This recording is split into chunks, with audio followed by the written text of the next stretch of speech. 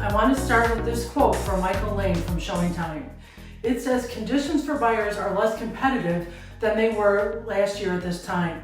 While a general increase in available inventory in most markets has not only given buyers more options to consider, but more time to consider them." So that's huge. More options, more time. If you've been sitting on the sidelines or stepped out of the process, now may be a great time to jump back in with more options available and more time to consider and not feeling so rushed. This is a very different market than what we were talking about even just a few months ago. The frenzy of the pandemic is truly behind us, and finding a home may not be the biggest challenge anymore for buyers who are eager to get into home ownership, as conditions for buyers are less competitive. I want to break that down for you between buyer traffic and today's inventory. This next graph shows that showings are now below last year's level. This is ShowingTime's monthly showing index, and what this is a measure of how many people are going out and looking at homes right now. What this graph demonstrates is that the orange bars over the past few months, April, May, June, and July, we're seeing buyer's demand starting to soften a little bit. So below where we were from last year's levels. Why is that? Rising mortgage rates have really softened what's happening with buyer demand. We have a little bit of a cooling off with fewer buyers in the market right now. So not as many buyers as the past year, but let's talk about what happened compared to pre-pandemic numbers. So if we look at the same ShowingTime index for July of 2022, that's the green bar. Certainly a drop off from 2020 and 2021 compared to how many buyers were actively in the market. But we are still ahead of those pre-pandemic years. And remember, those were good years in real estate. So how does this relate to inventory? Take a look at this ShowingTime quote, which describes the year-over-year dip in buyer activity.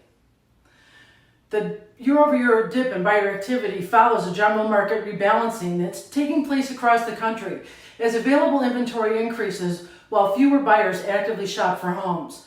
So what does that mean? Well, if there are fewer buyers in the market, that's softening buyer demand. That's softening home sales, and that creates more inventory. So not as many buyers mean inventory is actually growing.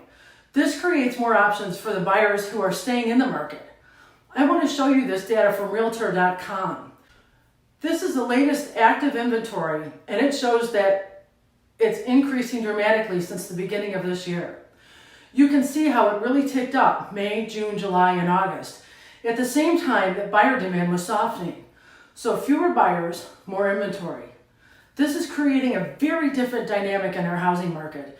The interesting thing is that inventory overall is not just coming from new listings. You may think the more inventory means people are listing their homes. Well, let's break it down. Active versus new listings for a moment.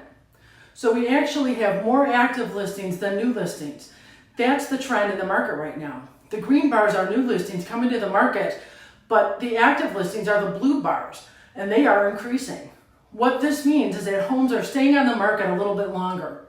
Buyers have more time, and they have more options, just like we saw on that quote at the beginning of the video.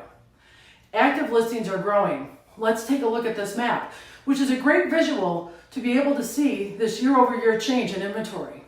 What this shows is the darker the state gets, the more inventory is available. Look at August in the bottom right-hand corner.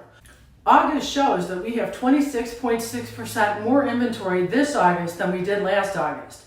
That's a big change if you think back to last year when buyers were still clamoring and endless bidding wars were still going on. Buyers have more options right now because overall the buyer demand is softening.